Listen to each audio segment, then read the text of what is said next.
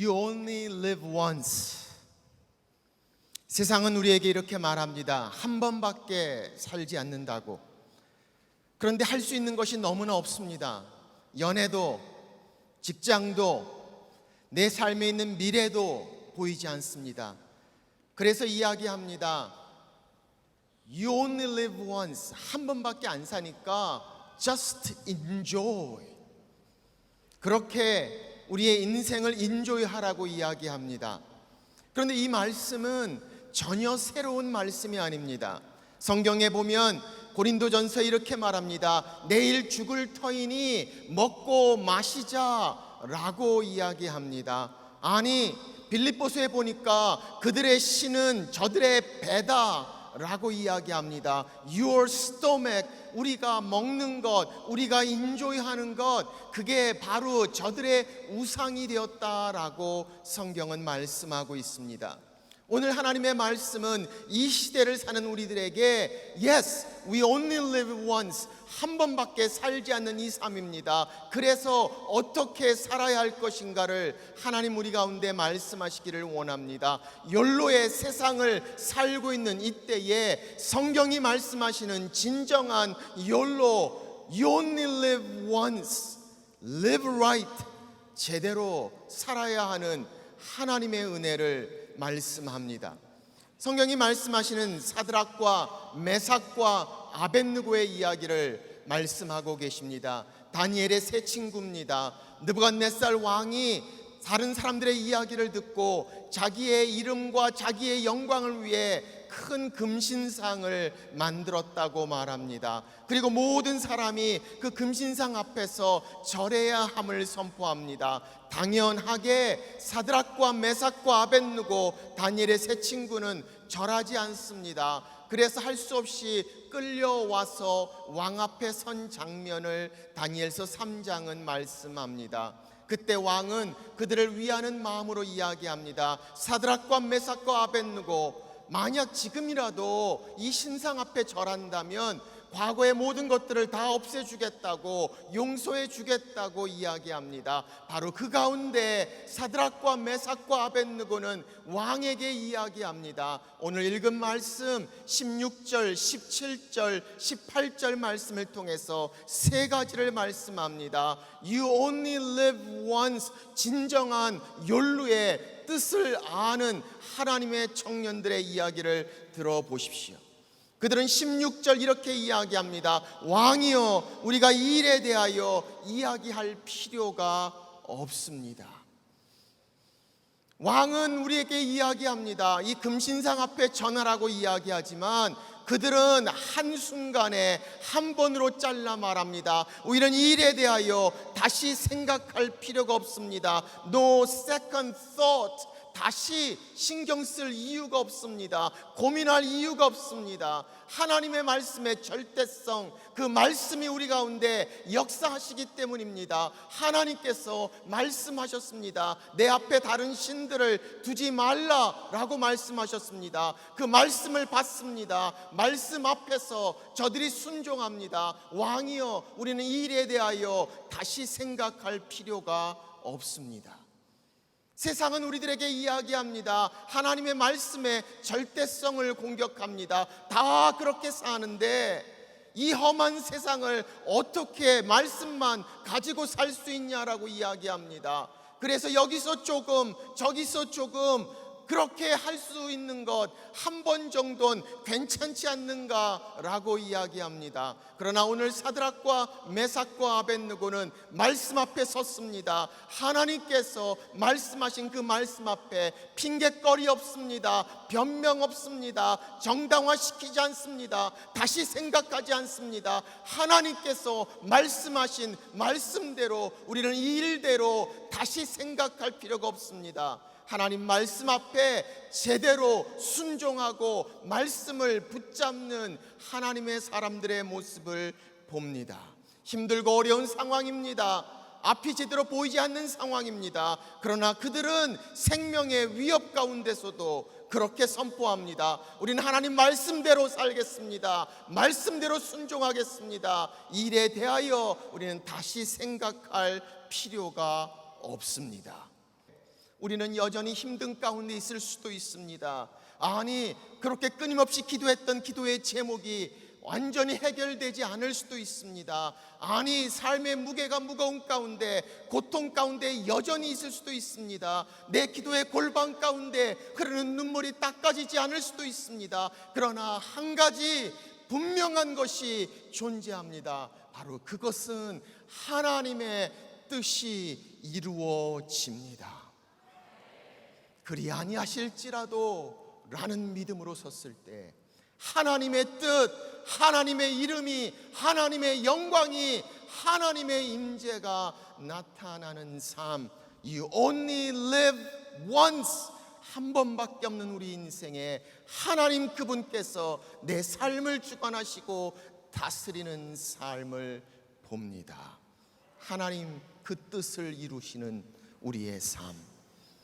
유명한 D.L. 무디가 처음부터 유명했던 것은 아니었습니다. 그는 어느 날 공원을 지나다가 한 전도자에게 이런 말을 듣습니다. The world has not seen what God can do through, for, by, in a man who is totally committed to God. 세상은 아직 본 적이 없다. 하나님께서 어떤 일을 하실지, 하나님 앞에 온전히 헌신된 그 사람 안에서 그 사람을 위하여, 그 사람을 통하여 어떤 일을 하실지 세상은 아직 본 적이 없다. 그 말을 듣고 엄청난 충격을 받습니다. 그날 자기 집에 들어와서 일기를 쓰기 시작합니다. 그는 이렇게 이야기합니다. 그는 위대한 사람이라고 말하지 않았다. 그는 부자라고 말하지 않았다.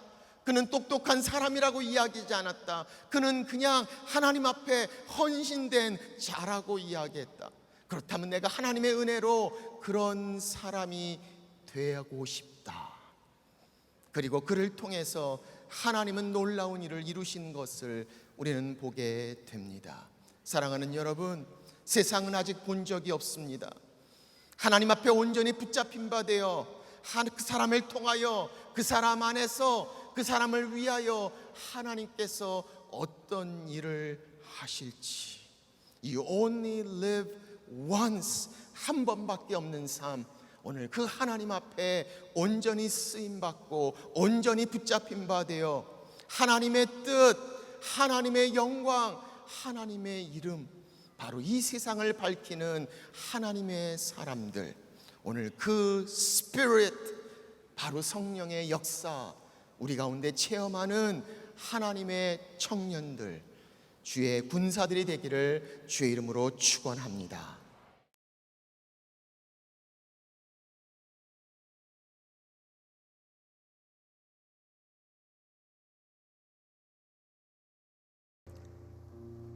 사는 게 힘드십니까?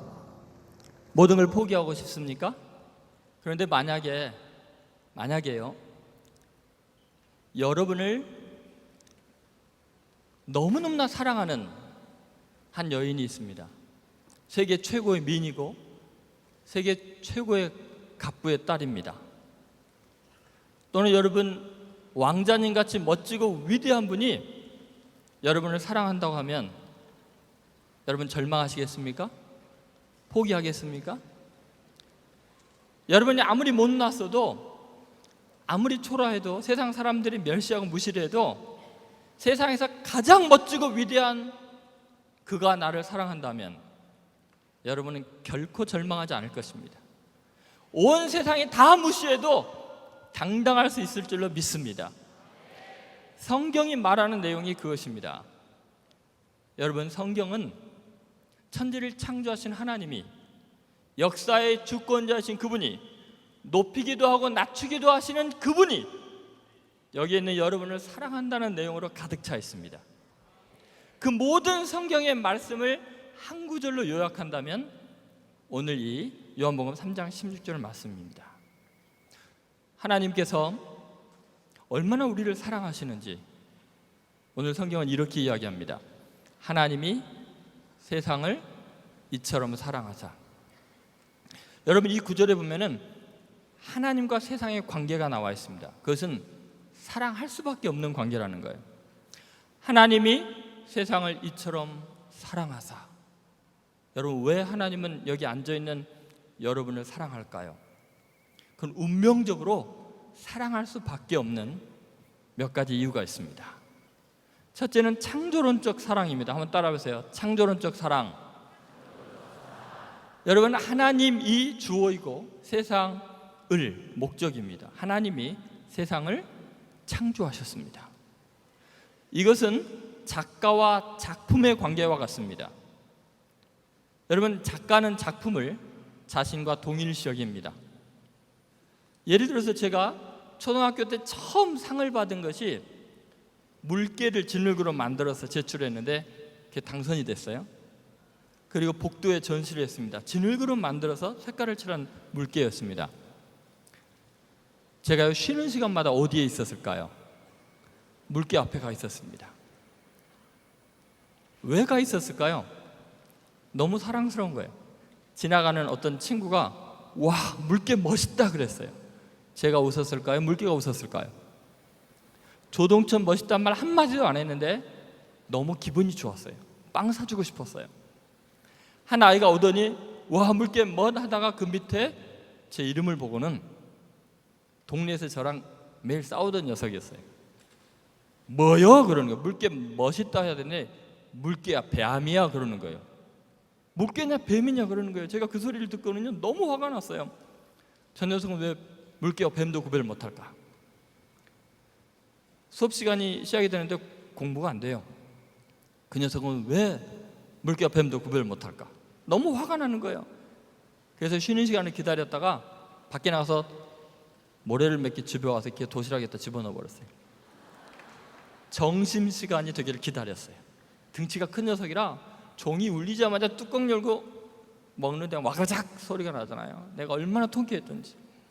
여러분 한번 생각해 보세요. 그 애가 나한테 뱀이란 말 한마디도 안 했는데 저는 못 견딜 정도로 힘들었어요. 왜 그럴까요? 제가 만든 작품을 폄하하면 저를 폄하하는 거랑 마찬가지예요. 작가는 작품과 자신을 동일시 여겨요. 하나님이 여러분을 창조하신 걸 믿습니까?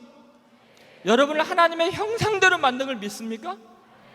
그러면요, 하나님은 여러분을 다른 사람이 평가하는 걸 굉장히 주의 깊게 생각하세요. 굉장히 중요하게 보세요. 그래서 성경에 보면 논리적으로 말이 안 되는 이야기가 나오는데 너희 중에 지극히 작은 자에게 한 것이 곧 나에게 한 것이다.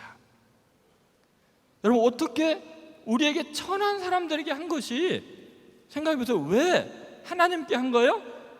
아무리 보잘것없는 사람도 우리는 뭐요? 하나님의 작품이기 때문에. 여러분 믿습니까? 한번 다 가슴에 손을 얹고 저를 따라해 보세요. 나는 하나님의 걸작품이다. 여러분은 하나님의 작품이에요, 제품이에요? 네, 작품과 제품의 차이는 뭐예요? 제품은 같으면, 작품은 같으면 큰일 나요. 제품은 다르면 큰일 나요. 여러분은 세상에 하나밖에 없는 유일한 작품이에요. 쌍둥이도 달라요. 하나님의 걸작품이기 때문에 아무도 함부로 평가해서는 안 돼요. 세 번째는 목적론적인 사랑이에요. 한번 따라해보세요. 목적론적 사랑. 하나님이 세상을 왜 사랑하느냐? 세상을 만든 목적이 있기 때문이에요. 세상을 통해 영광 받기를 원하시기 때문에. 하나님이 여러분을 만드신 것은 반드시 여러분을 통해서 하나님이 영광 받기를 원하시기 때문이에요. 여러분, 저희 아버님이 지금 여기 어디 앉아 계실 거예요. 90이 다 돼가는데 왜 오셨을까요? 저만 보면 너무나 흐뭇하신 거예요. 너무 행복한 거예요. 여러분, 하나님이 여러분을 바라볼 때요 얼마나 사랑스럽겠어요. 여러분을 통해서 기쁨을 얻기를 원하시고 분명한 목적이 있기 때문에 여러분을 사랑할 수밖에 없어요. 여러분은 이런 사랑을 받고 있어요. 창조론적인 사랑, 구속론적인 사랑, 목적론적인 사랑. 이것이 하나님이 세상을 이처럼 사랑하사라는 말이에요. 그런데 여러분, 이제 어려운 게 있는데요. 그럼 어떻게 확신할 수 있을까? 하나님이 날 사랑한다는 것을 내 마음에 어떻게 확신할 수 있을까요? 세상이 제일 어려운 게요, 제가 보니까 사랑을 확신하는 거예요. 예를 들어서요, 제가 초등학교 1학년 때 정말 좋아하는 여학생이 있었어요. 제 앞에 앉은 최영미라는 여학생이었어요. 초등학교 4학년이 됐는데요, 제 앞에 서현숙이라는 여학생이 앉아 있었는데 저는 진흙으로 그 흉상을 만들어 놓고 향수가 부르면서 평생 향수기만 좋아할 줄 알았어요. 초등학교 6학년이 되었는데요, 이영선이라는 여학생이 전학을 왔는데 제가 제정신이 아니었어요. 나르는 원더우먼 닮았다고 맨날 나르는 원더우먼 노래 부르면서 그녀를 좋아했어요. 제가 중학교 1학년 때 예수님 만나고 제 자신에게 너무 실망을 했어요. 어떻게 앞에 앉은 여학생이 바뀌면 좋아하는 사람이 바뀌냐? 제가 누구를 사랑한다는 걸 믿을 수가 없었어요. 그러니 다른 사람이 날 사랑한다는 걸 믿겠어요? 그래서 대학원 졸업할 때까지 사랑을 못했어요. 여러분, 제일 어려운 게 내가 누구를 사랑한다는 거고 누가 나를 사랑한다는 건데 어떻게 확신할 수 있을까요? 제가 요한복음 3장 16절을 읽으면서 하나님이 우리에게 사랑을 확증하는 놀라운 비밀을 깨달았어요. 만약에 여러분 이 진리를 깨닫는다면, 정말 하나님이 나를 사랑한다는 확신만 얻게 된다면 세상에 두려울 게 어디 있어요? 포기할 일이 뭐가 있겠어요? 요한복음 3장 16절에 하나님이 우리를 향한 사랑을 입증해주는 이야기가 나와요. 첫 번째, 사랑을 확인하는 방법이에요. 궁금하죠, 여러분? 사랑을 확인하는 방법. 첫 번째는 선물을 보면 알아요. 한번 따라해보세요. 선물을 보면 안다. 여러분, 누군가를 사랑해 본 적이 있어요? 얼굴 표정을 보니까 좀 힘들긴 하겠네요. 여러분, 내가 누구를 사랑하면은요, 첫 번째 일어난 증상이 뭔지 아세요? 자꾸 주고 싶은 생각이 들어요. 근데 여러분, 인간이 얼마나 이기적인데요, 움켜쥐려고 하고 남에게 뺏기기 싫은 인간이요, 어느 날 갑자기 신의 경지에 도달해요. 그게 언제냐? 사랑에 빠지면요, 주고 싶어서 어쩔 줄을 몰라요. 주면서 안 받을까 봐 걱정하죠. 여러분, 보통 선물을 줄 때는요, 사람의 손이 약간 미동이 있어 떨려요. 사랑하지 않는 사람에게 줄 때는 받을까 봐 떨려요.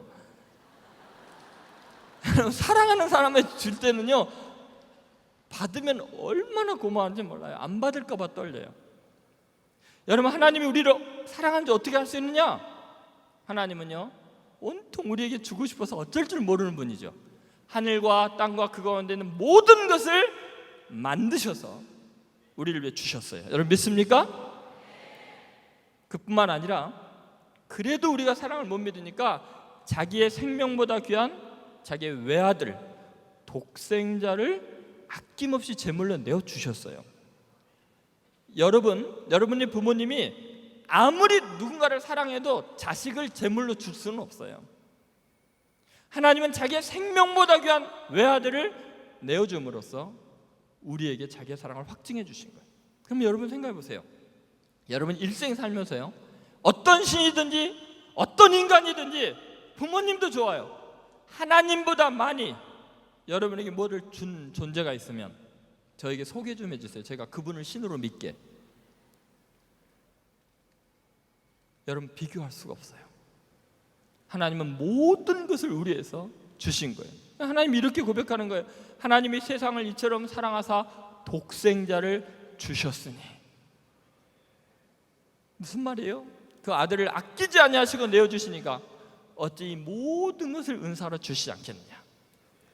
여러분, 하나님이 여러분을 너무너무나 사랑해서 너를 위해서라면 뭐든지 줄 수 있단다, 그렇게 고백하는 이 놀라운 복음을 믿으시기를 주의 이름으로 소원합니다.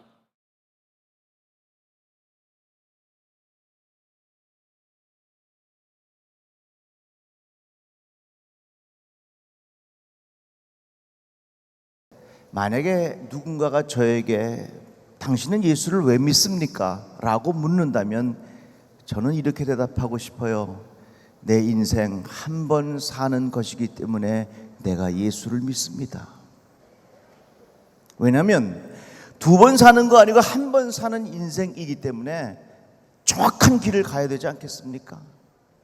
확실한 길을 가야 되지 않겠습니까? 만약에 두 번, 세 번 사는 인생이라면 우리의 인생을 확률 따라 살아갈 수 있습니다.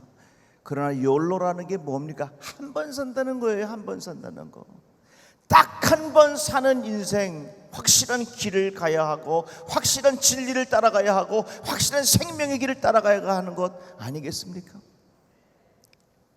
우리가 왜 예수를 믿습니까? 뭐 여러 가지 많은 이유들이 있겠지만 내 인생 욜로 한 번 사는 것이기 때문에 나는 확실한 예수를 따라 살아가고 싶습니다. 이것이 우리의 신앙의 고백이 될 것입니다. 자동차가 앞으로 가기 위해서는 적어도 두 가지가 꼭 필요합니다. 하나는 핸들이 있어야 되고요, 또 하나는 엔진이 있어야 합니다. 핸들은 뭡니까? 방향을 정해주는 겁니다. 그렇다면 엔진은 앞으로 움직일 수 있도록 하는 힘이 바로 엔진입니다.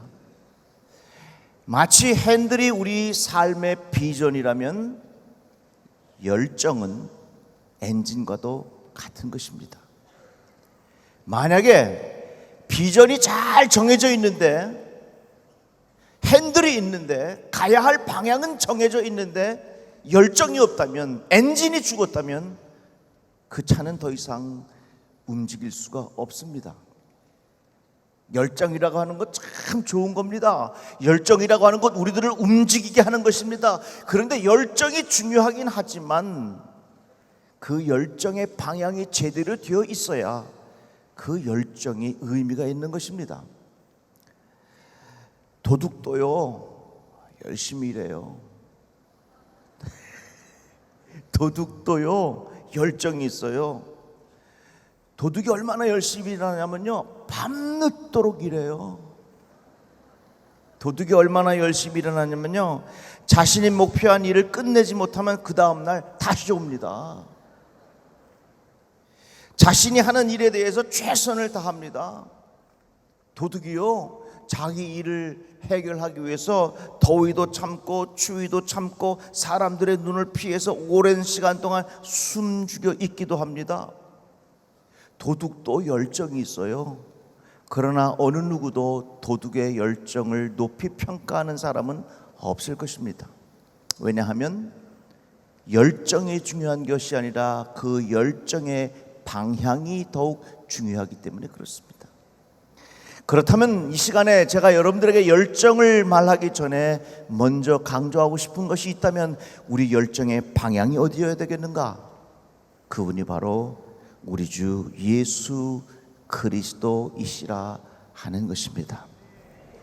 오늘 사도 바울은 이렇게 말합니다. 표대를 향하여 그리스도 예수 안에서 하나님 위에서 부르신 부름의 상을 위하여 달려가노라. 열정의 방향은 정해졌습니다. 그분이 바로 예수 그리스도라고 하는 것입니다. 내 인생의 방향이 정해졌습니다. 그분이 바로 예수 그리스도라고 하는 것입니다. 저는 그런 생각을 많이 해요. 인생은 마치 사다리를 걸쳐놓고 올라가는 것 같습니다. 자, 내 인생의 사다리를 어디에다가 걸쳐놓고 내 인생의 사다리를 올라가야 되겠는가? 자, 어떤 사람은 사다리를 걸쳐놓았는데 어디다 걸쳐놓았냐? 인생의 성공이라고 하는 것에 내 인생의 사다리를 걸쳐놓습니다. 성공하기 위해서 열정적인 인생을 삽니다. 열심히 삽니다. 남들보다 더 잠도 안 자고 최선을 다해서 수고하고 노력합니다.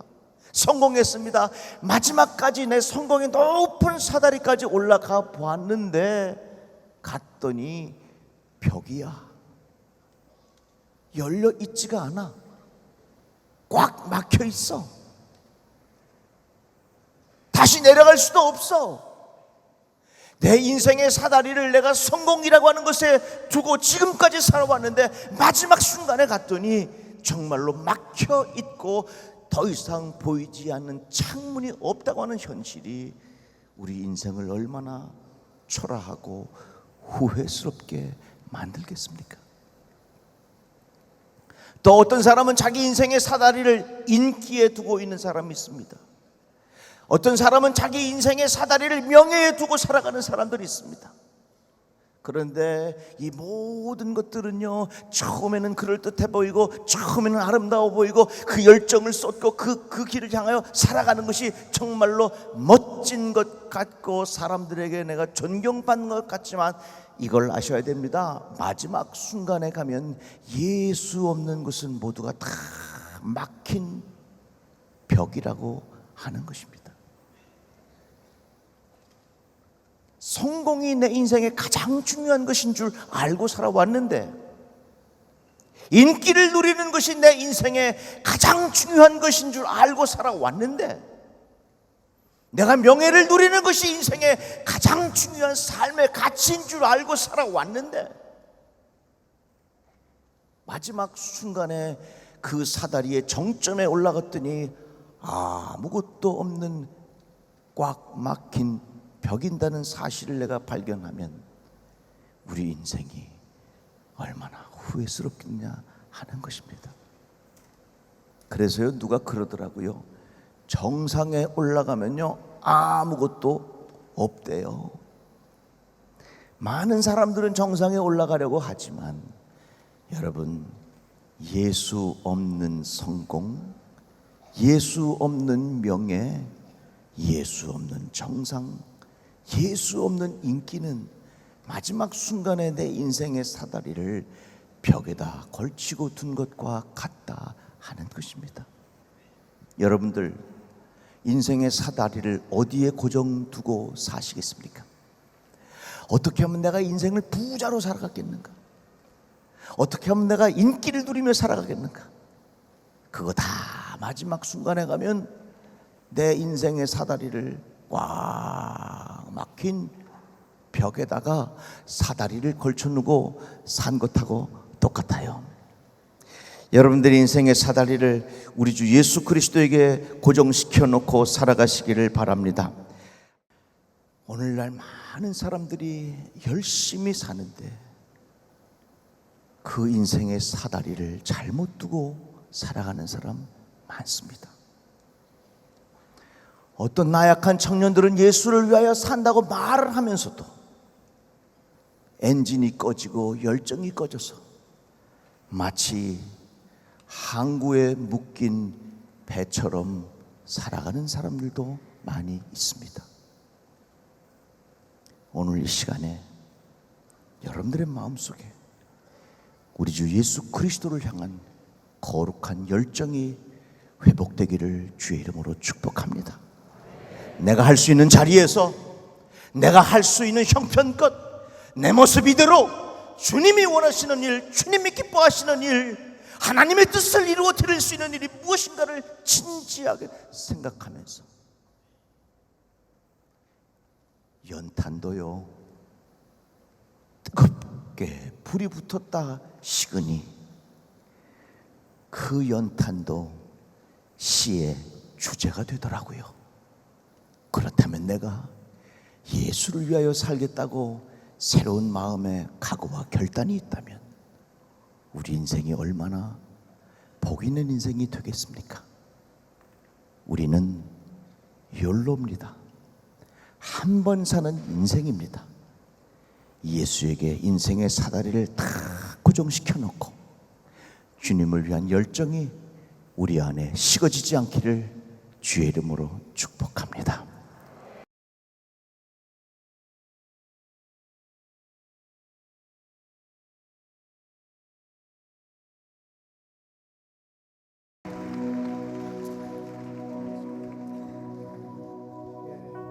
사랑하는 여러분, 어떤 인생이 가장 가치 있고 보람 있는 인생일까요? 우리가 욜로라고 하는 주제를 통해서 우리 귀한 목사님을 통해서 말씀 들었습니다. 단 한 번밖에 없는 내 인생, 정말 가치 있고 의미 있는 일을 한다고 한다면 이것보다 보람찬 인생 없을 겁니다. 세상의 사람들은 세상의 것들을 쫓아가지만은 우리 예수를 마음으로 믿어 입으로 고백하여 구원받은 우리들, 여러분, 우리가 예수를 위해 산다고 한다면 여러분, 이것보다 가치 있고 의미 있는 일이 어디 있겠습니까? 여러분, 유명한 어메이징 그레이스를 작곡한 존 뉴턴이라는 사람 아실 겁니다. 그는 알코올 중독자였습니다. 그는 노예를 매매하던 노예 상인이었습니다. 심지어 매춘을 하던 사람입니다. 그런 자가 어느 날 예수를 만나서 그의 생애가 변화될 때에 그의 작사곡한 어메이징 그레이스 하나가 인류의 세계를 새롭게 만들었습니다. 그가 죽으면서 나의 묘비에는 다른 것이 아니라 나 같은 죄인 살리신 주 은혜 놀라와. 여러분, 바울은 어떠한가요? 예수를 위하여 자신의 생애를 바칠 때에 그 한 사람을 통하여 인류의 역사가 새로워졌습니다. 여러분, 여러분의 바칠 것이 무엇일까요? 세상에 흘러가는 썩어질 것을 향하여 달려가는 인생이 아니라 다가올 저 영원한 하나님의 나라에 정말로 썩어지지 않는 생명을 유관량하여 내 생애를 바칠 수만 있다고 한다면, 여러분, 이것만큼 가치 있는 인생이 어디 있을까요? 세상의 물질일까요? 세상의 명예일까요? 세상의 스펙일까요? 예수를 위하여 내 생애를 바칠 수만 있다고 한다면 그 인생은 가장 가치 있고 의미 있는 인생이 될 줄 믿습니다. 여기에 하나님 우리에게 자신감 주십니다. 내가 하는 것이 아니라 내 안에 역사하시는 예수께서, 나 같은 질그릇이지만은 내 안에 예수란 보배가 담겨져 나를 자신 있게 만들어 줍니다. 여러분, 성경 말씀을 보십시오. 성경의 시작은 무엇으로 이루어집니까? 내가 너와 함께 하며, 임마누엘. 여러분, 성경은 마지막 요한계시로 뭐로 끝납니까? 내가 세상 끝날까지 내가 너와 함께 하겠노라. 여러분, 임마누엘입니다. 하나님이 여러분과 함께 계십니다. 성령이 여러분과 동행하십니다. 여러분, 바울을 보십시오. 바울은 복음을 전하면서 그 어떤 어려움도, 그 수많은 핍박과 환난을 당해서도 그 일을 감당하게 했던 것은 뭐예요? 하나님이 나와 함께 하신다고 하는 그리스도 안에서의 자신감입니다. 여러분, 세상과 비교하고 살지 맙시다. 하나님이 여러분에게 교귀한 달란트 주셨습니다. 여러분을 통하여 하나님 나라가 이 땅에 선포되고 확장되기 위해서 하나님이 여러분에게 여러분만이 할 수 있는 가장 귀한 것들 주셨습니다. 여러분, 그거 소중히 여기며, 그것이 하나가 되든 그것이 두 개가 되든 그것이 다섯이 되든 하나님 우리와 함께 하신다고 하는 임마누엘 주님과 함께 내 삶의 자리에서 하나님을 영화롭게 하는 삶을 살고자 나아가는 자, 성령이 인도하시고 성령이 힘주시고 여러분을 통하여 하나님의 나라의 거룩한 역사가 이루어지게 될 줄 믿습니다. 이 안에 뭐 주실까요? 비전 주십니다. 꿈이 아니라 비전 주십니다. 꿈은 내가 원하는 거, 내가 바라는 것이라고 한다면, 비전은 하나님이 나를 통하여 하시고자 하는 일입니다. 비전의 사람은 열정이 있습니다. 패션입니다. 거기에는 정직이 있고, 거기에는 근면이 있고, 거기에는 성실이 있고, 거기에는 열심이 있습니다.